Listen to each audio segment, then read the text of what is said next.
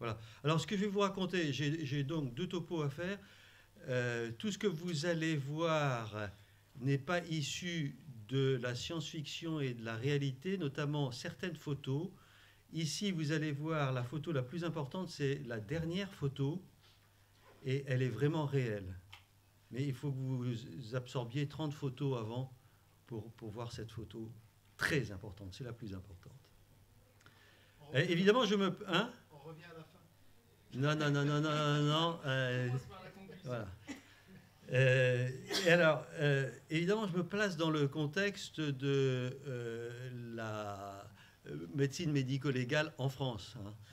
Voilà. Mais je vais vous raconter deux histoires. Deux histoires. Pourquoi? Parce que actuellement, je fais beaucoup d'expertise médico-légale.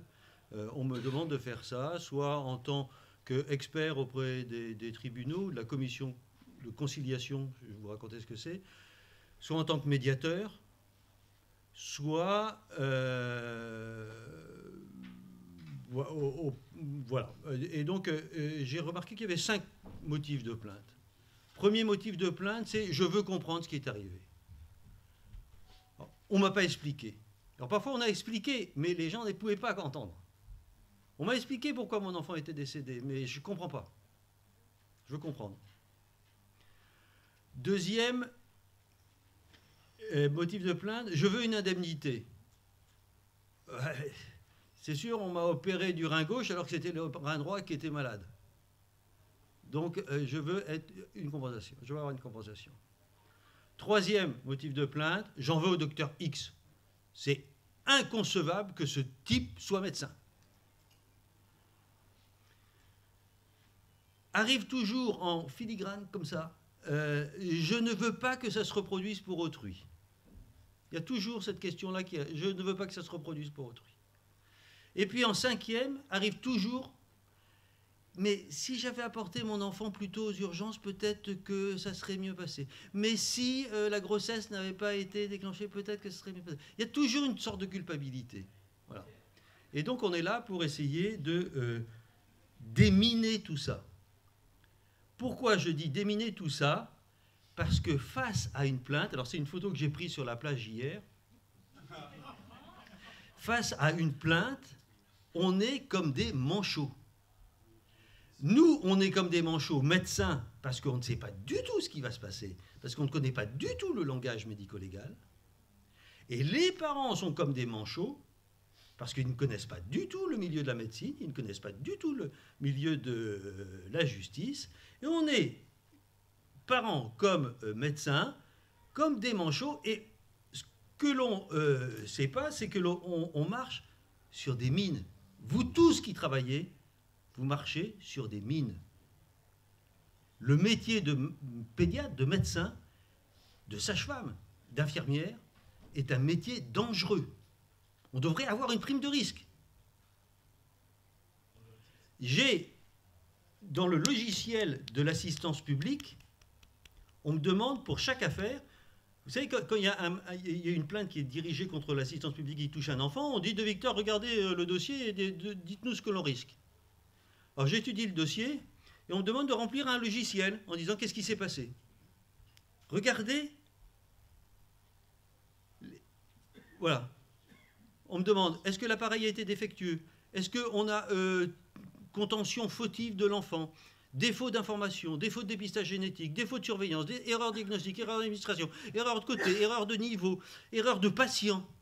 Vraiment, c'est invraisemblable le nombre de mines sur lesquelles on est en train de marcher. Violation du secret professionnel, etc. Ce qui fait que vous tous qui êtes là,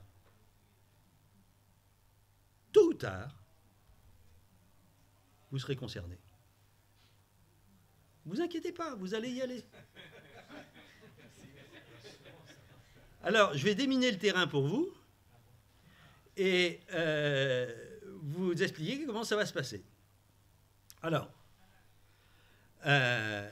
et pour ça, je vais vous raconter deux histoires. Dans le service, dans le temps jadis, on avait un livre des records Et j'ai pris l'histoire du record de l'hypernatrémie et le record de l'hyponatrémie. Toutes les deux ont porté plainte. Et je vais vous raconter ce qui s'est passé. Deux histoires. La première hypernatrémie que l'on a eue, record, jamais battu pour l'instant dans le service, 221 de natrémie. Voilà. Et puis l'hyponatrémie la plus grave qu'on ait eue, c'est 97. Alors, première natrémie, je vous raconte, la première natrémie, 221 de natrémie. C'est un enfant qui a 2 ans, qui a une atrésie des voies biliaires, qui est dénutri comme c'est pas possible, à qui on met un cathéter central, on lui met une nutrition parentérale. Durant la nuit, la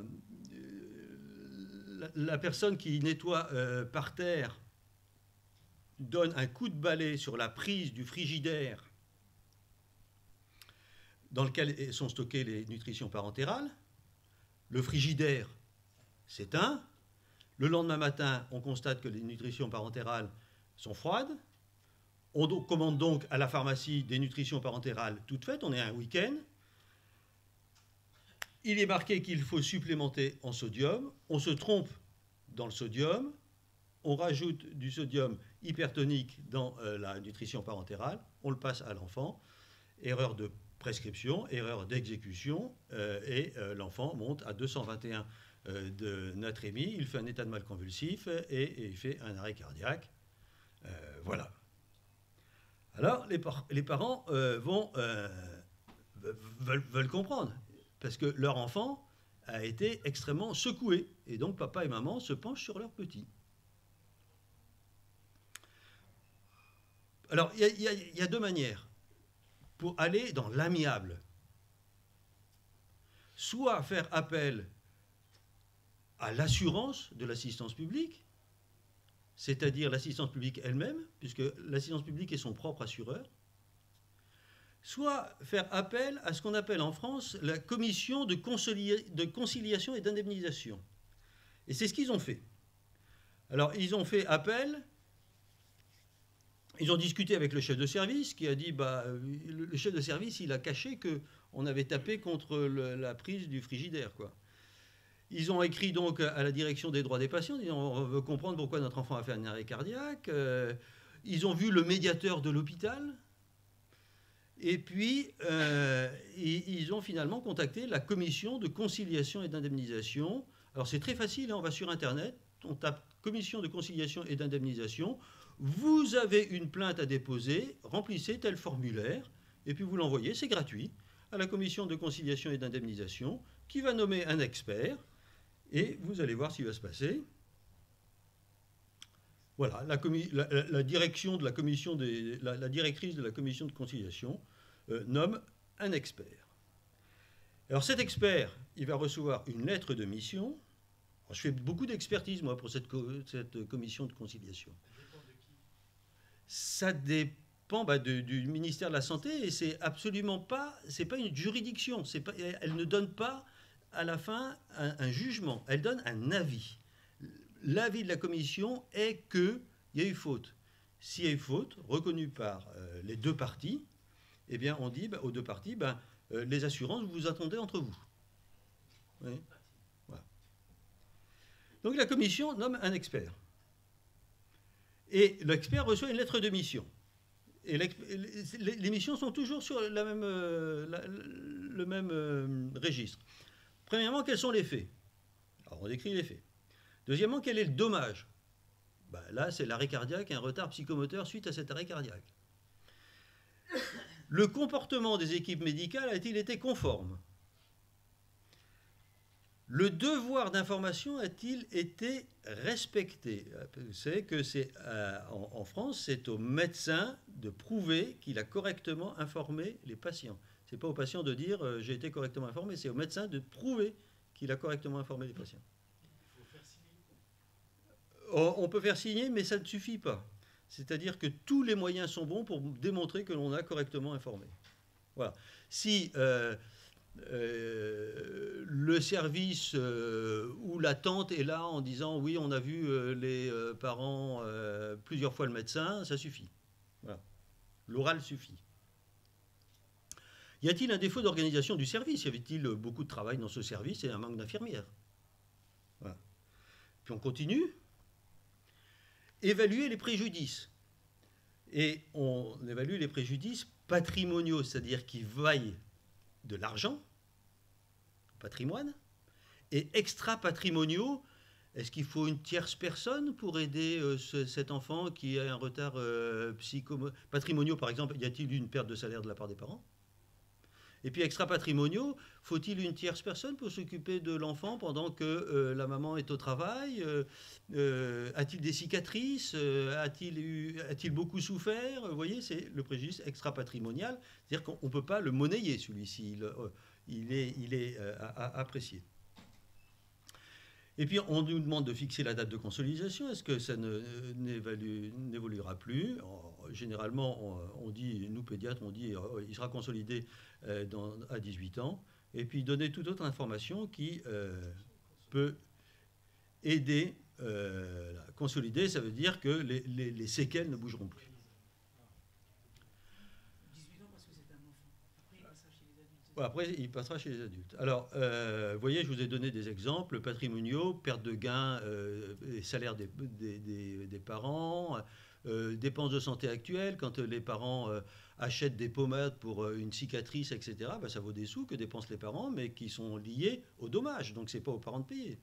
Vous voyez, frais divers de tierces personnes. Est-ce qu'il faut changer la douche de la maison? Est-ce qu'il faut changer de maison? Est-ce qu'il faut acheter le fauteuil roulant? Est-ce qu'il faut changer de voiture parce qu'on a acheté un fauteuil roulant pour mettre dans la voiture, etc., etc. Donc ça va très très loin et ça va rapidement, ça va monter des sous. Et vous allez avoir évidemment les assurances qui vont dire ah attendez, ça c'est pas en rapport avec le dommage, ça c'est en rapport avec le dommage. Ça, vous voyez, voilà, ça va discuter. Et puis extra-patrimoniaux, donc c'est ce qu'on appelle le déficit fonctionnel temporaire. Je vais vous en parler dans une seconde. La douleur, la douleur, l'esthétique, l'établissement. Est-ce que du fait qu'il a un gros retard psychomoteur, il ne pourra pas établir une famille? Donc ça vaut des sous. Du fait qu'il soit né prématuré, il va avoir un préjudice sexuel. Donc ça vaut des sous quand il sera grand. Vous voyez, etc. Alors je vais vous prendre un exemple. Le petit doigt. On a des tables pour ça. Hein. Le petit doigt, là, ça vaut 5% de déficit fonctionnel temporaire. Mais ça vaut 5% chez Denis de Victor. Chez ma copine qui est violoniste, c'est 100%. Et vous voyez, tout le truc de l'expertise, c'est ça. C'est apprécier ça. Donc c'est passionnant. Alors, qu'est-ce que va faire l'expert? Eh bien, l'expert, il va réunir les deux parties. C'est ce qu'on appelle la réunion contradictoire. Alors, il y a d'un côté l'hôpital qui est mis en cause, de l'autre côté, il y a les parents. L'expert, eh ben, il vient au milieu. Vous avez une photo de moi au milieu, voilà. Il réunit les deux parties, et puis il les fait discuter. Et puis, il va faire un rapport qu'il va envoyer à la CCI. Et la CCI va décider. Alors, la CCI en France a été inventée en 2002 dans la loi Kouchner. Ça a un effet qui est très important parce que c'est ce que j'appelle l'effet cathartique de l'expertise, c'est-à-dire que les parents vont parler. Mais je voulais une césarienne, si on avait fait une césarienne, il ne serait pas dans cet état-là, etc., etc. Et quand je les vois pleurer, je dis, ça y est, ils sont en train de s'approprier le truc, voilà. Ouais. Et j'ai toute l'après-midi pour répondre à toutes vos questions. Voilà. C'est une procédure rapide parce qu'en 6 mois, tout doit être bouclé, c'est-à-dire la réunion d'expertise, l'expertise et la conclusion donnée par la commission de conciliation et d'indemnisation. Si les parents ne sont pas d'accord avec les conclusions de l'expertise, ils peuvent aller vers le contentieux, on va y venir dans 5 minutes, et puis l'expert est indépendant. Alors, dans le cas que je vous ai raconté, l'assistance publique hôpitaux de Paris a été jugée comme responsable. La perte de chance qu'a eue l'enfant a été considérée comme égale à 100%. C'est-à-dire que l'erreur médicale pour 100% est responsable du préjudice qu'a l'enfant. L'assistance publique a donc contacté les assurances des parents et paye la vie de cet enfant. réparation totale des préjudices à vie, parce que la loi française, c'est ça, on répare à vie tous les préjudices reçus par l'enfant. Alors, de temps en temps, il y a des phrases entre juristes et médecins qui sont assez croustillantes, si j'ose dire, à savoir qu'un enfant décède, la CCI donne son avis en disant l'assistance publique est responsable à 100% du décès. Le juriste vient me voir en disant qu'est-ce qu'on fait? On fait appel, on va devant les tribunaux ou on accepte ça? Alors, je lui dis non, il ne faut pas accepter, voilà, pour telle et telle raison. Il me dit la vie d'un enfant ne coûte pas cher. Voilà. Ça veut dire qu'on va payer. On va payer la vie d'un enfant, c'est quoi? Les frais d'obsèques? Le préjudice moral? Hein? La mort, oui, c'est ça, la mort d'un enfant. Le préjudice moral? Les frais d'obsèques? Ça coûte pas cher. Plutôt que d'aller devant le tribunal, etc., etc. Donc voilà comment se termine mon affaire.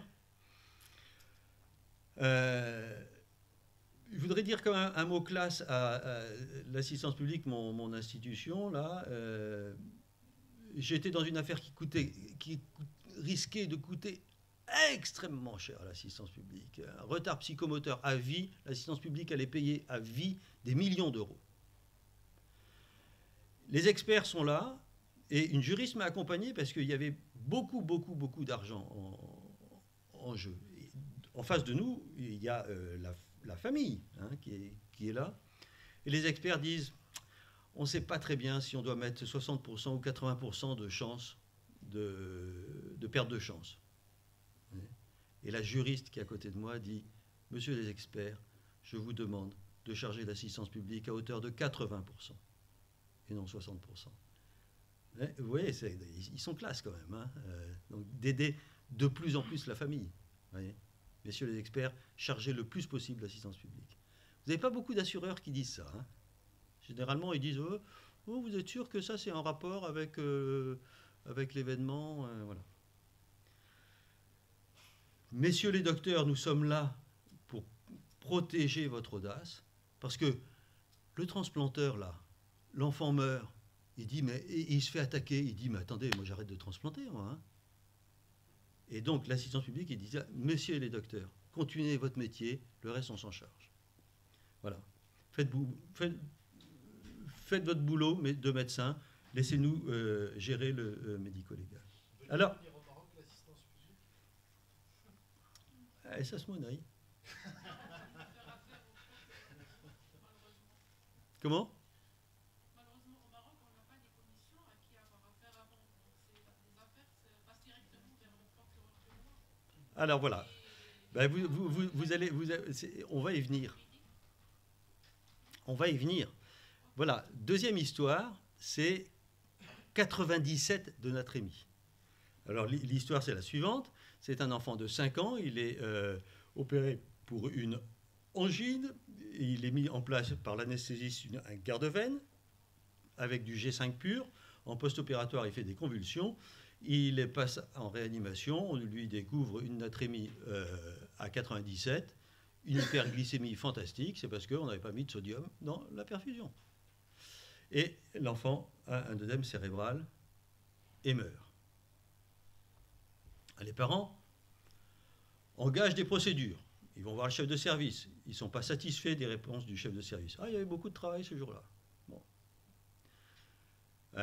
Ils vont voir le médiateur de l'hôpital, que je suis. Mais vous n'êtes pas neutre, monsieur, là, puisque vous êtes copain avec vous faites partie de l'hôpital. Qui vous a nommé? C'est la directrice de l'hôpital. Et vous êtes payé par qui? Par la directrice de l'hôpital. Donc vous n'êtes pas neutre. Vous êtes copain avec tous les médecins, donc vous n'êtes pas neutre. Bon. Parfois, ils ont fait appel au tribunal, à la CCI. La CCI a donné un avis. Ils disent « Je ne veux pas de cet avis-là. Je veux aller devant le tribunal. » Et donc, ils vont devant le tribunal administratif. Alors, qu'est-ce qui se passe? Eh bien, le tribunal administratif, pareil. Il nomme un expert.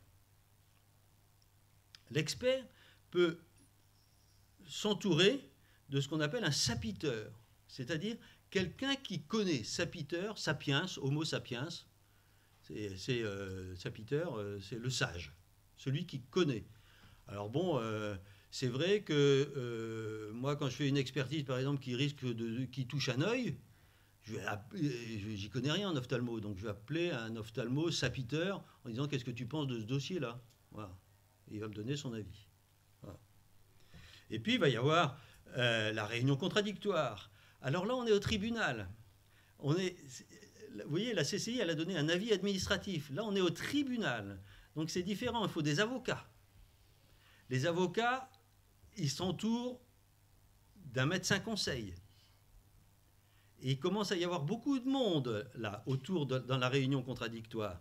Parce qu'il y a les avocats des plaignants, les médecins conseils des plaignants, mais aussi les avocats de ceux qui sont mis en cause et les médecins conseils de ceux qui sont mis en cause. Et vous voyez, l'expert, là, vous avez une photo de moi à droite, là, parce que très rapidement, le ton monte entre les deux parties. Et moi, je suis là. Je suis plus petit qu'eux, malheureusement. Mais je suis là pour dire...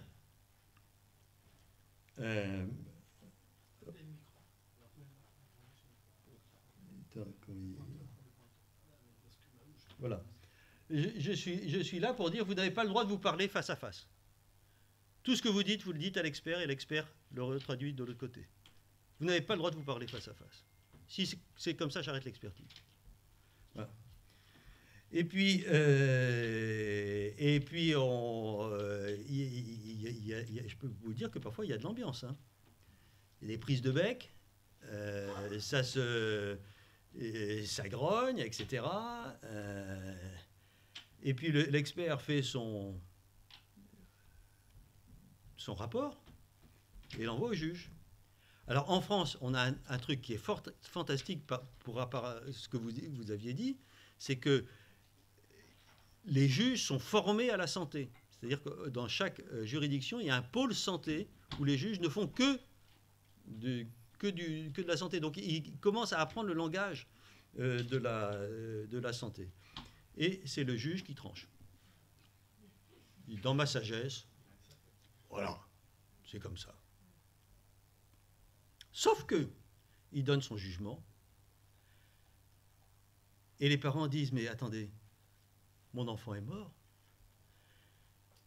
Moi, j'en veux à l'anesthésiste qui a mis du G5 sans sodium dans la perfusion. Je veux la peau de cet anesthésiste-là. Donc, il crie, l'argent, je m'en fiche, vengeance. Et on est sur un tout autre registre. On passe au pénal. Et pénal, c'est ça.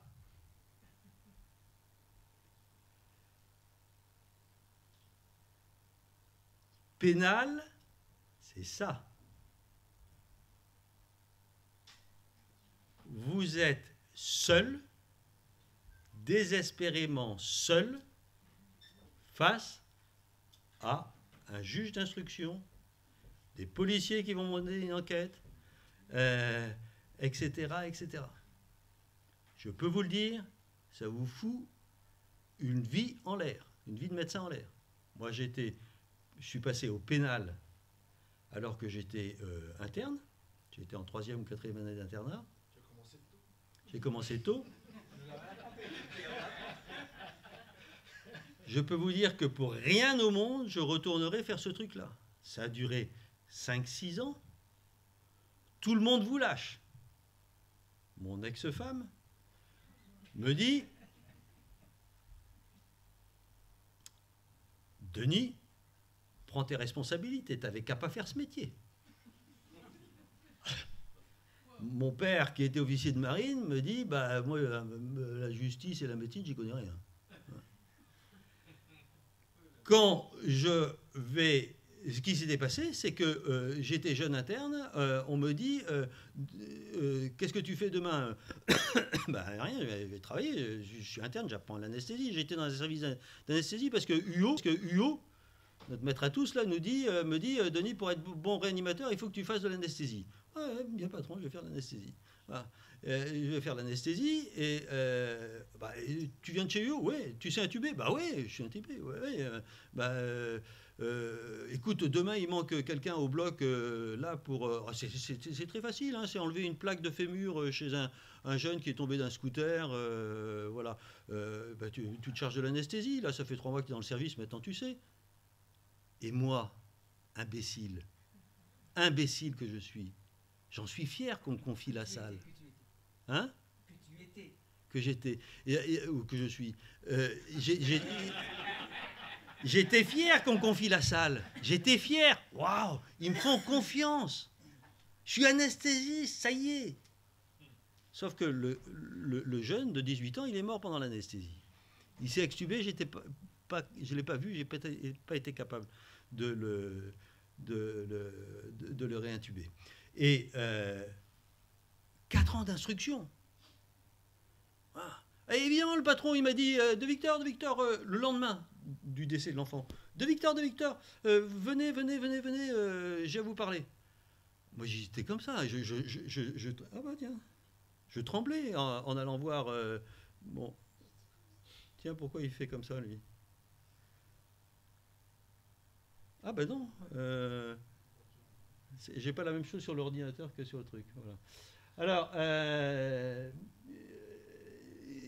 il me dit, mon patron me dit, de Victor, c'est de ma faute, vous n'auriez jamais dû être seul au bloc opératoire.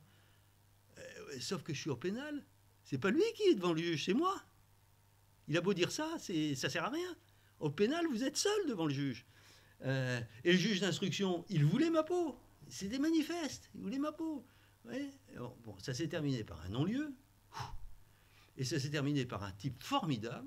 Je ne sais pas si vous avez entendu parler de Perelman. Hein? Bien sûr, vous avez entendu parler de Perelman.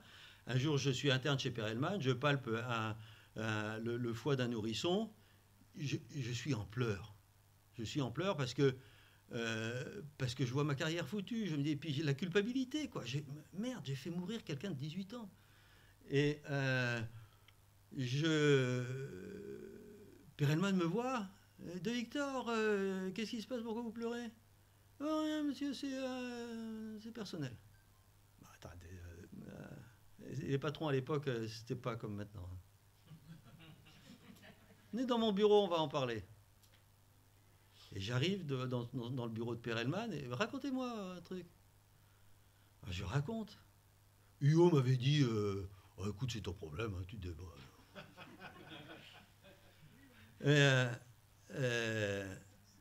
Et Perelman, je vois la scène, Perelman dit mais de Victor, c'est ça la médecine? Vous vous attendiez à quoi? Et là, il m'a remis en selle. Je me suis dit, ah bah si, mais de Victor, ça va vous arriver encore? Ah bon? Donc, voilà. Mais le juge d'instruction, je vois encore sa tête, hein, je peux vous dire. Et ça a duré 4 ans, bon, finalement non-lieu. Et puis alors, évidemment, vous avez les flics qui viennent prendre le dossier, qui viennent dire, mais il manque une page là. Mais là, je vois que ça a été écrit en 2018, or les faits c'est en 2016. Qu'est-ce qui s'est passé là? Pourquoi vous avez rajouté quelque chose en 2018? Vous avez falsifié le dossier. Enfin, vous voyez, il y a de l'ambiance, quoi. Hein. Je peux voir votre ordinateur? Ben, bien sûr. Bon, c'est votre ordinateur, ça? Oui, bon, ben, on l'embarque. Ah bon? Avec tout ce qu'il y a dessus? Bah oui. Ah, hop, scellé, hop. Ordinateur embarqué. Tout le monde vous tourne le dos. Quand il m'est arrivé cette histoire, le lendemain, je vais au bloc opératoire. C'était une Sainte-Catherine, je me souviens de la date. Hein. Je vais au bloc opératoire sur le casier où je mets mes affaires pour prendre ma tenue d'anesthésiste. Il y a quelqu'un au feutre noir qui a marqué « De Victor, assassin ». Il y a de l'ambiance entre les collègues. Hein. Voilà. Et donc vous êtes seul. Vous êtes seul, désespérément seul. Et puis arrive le jour du procès. Accusé, levez-vous. Et voilà. Tu nous as plombé la soirée. Non, vous allez voir. Et puis le procureur dit, le juge se tourne vers le procureur en disant, monsieur le procureur, qu'est-ce que vous pensez? Et le procureur, là, à gauche, pas gentil, hein, les procureurs, hein, un ours blanc, c'est pas sympa. Hein. Je pense que M. De Victor doit être condamné à la prison. Voilà. Vous avez commencé médecine, vous avez 24 ans. Voilà. On vous demande de réparer intégralement les préjudices causés. Et puis, on vous dit, vous êtes interdit d'exercer la médecine. Voilà. Et le juge qui est là, dans toute sa sagesse, à droite, là, dit, voilà. C'est comme ça, où il dit, on va demander une contre-expertise, et voilà. Et puis le dernier truc, c'est le disciplinaire, c'est-à-dire le Conseil de l'ordre. Là, le Conseil de l'ordre, les plaintes au niveau du Conseil de l'ordre augmentent de plus en plus actuellement. Alors le disciplinaire, bon, je passe là-dessus. Donc, j'en arrive à la conclusion. La conclusion, c'est que l'erreur est humaine, et l'erreur fait partie de la médecine. Hein, vous savez, il faut respecter nos erreurs, errare humanum est, mais il ne faut pas les répéter. Voilà. Et on marche sur un champ de mine. Donc ça, maintenant, je pense que vous en êtes convaincus. Quelques conseils. Anticipez et allez vite voir les parents quand il s'est passé quelque chose. Parce que si vous n'allez pas vite voir les parents quand il s'est passé quelque chose, ils vont dire « il est en train de nous cacher quelque chose ». Parce qu'ils perçoivent tous les parents. Hein. Soyez transparents, écrivez tout dans le dossier, parce que c'est le dossier qui servira de base pour l'expertise. Évitez de dire du mal d'un collègue, c'est extrêmement difficile. Attention aux victimes par ricochet. J'entends par victime par ricochet le collègue, par exemple. Moi, quand j'ai été mis en examen, j'ai failli arrêter de faire médecine, quoi. Oui. Et je comprends que les parents portent de plus en plus plainte, parce qu'on est entouré d'un monde de charlatans. Vous, au Maroc, comme nous, en France. Et je vais vous en faire la preuve. Et j'arrive vers mes dernières diapositives. Regardez où vous mettez les pieds, faites attention aux charlatans. Regardez cette diapositive. Cette diapositive est celle d'un peintre qui s'appelle Jérôme Bosch. Et Jérôme Bosch opérait ce monsieur de la pierre de la folie. Le pauvre, il était épileptique, ou il avait une humeur bizarre, etc. Et vous voyez que le chirurgien se tient derrière lui et est en train de lui enlever un truc de son cuir chevelu. Ça saigne beaucoup.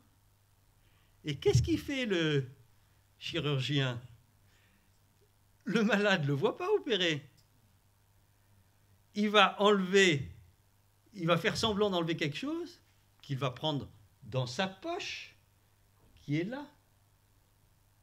Il va sortir une pierre de sa poche et il dit « Regarde ce que je t'ai enlevé de ton crâne. Maintenant, tu es guéri. Tu me dois 1000 €. » L'autre, il n'a rien vu. Alors, bien sûr, tout ça est entouré de la science. La science est représentée ici, avec le livre, le Vidal, le livre de bonne pratique. Ici, l'anesthésiste avec son flacon de vin. Eh bien, ce que vous ne savez pas, on va faire une photo sur cette tête-là. Pourquoi il a un entonnoir sur la tête? Il a un entonnoir sur la tête parce que ça veut dire que c'est un charlatan. Pourquoi il est charlatan? Parce qu'il a un entonnoir sur la tête. Pourquoi il a un entonnoir sur la tête? Parce qu'il est un charlatan. Ça veut dire qu'il a beaucoup d'idées, beaucoup d'idées dans son crâne. Mais il n'y a pas grand-chose qui sort. C'est ça que ça veut dire. Eh bien, en France comme au Maroc, vous avez la même chose et je vais vous en faire la preuve. Voilà la loupe sur ce bonhomme-là. C'est pas sympa. Les deux. Voilà. Je l'attendais, celle-là, je l'attendais. Voilà.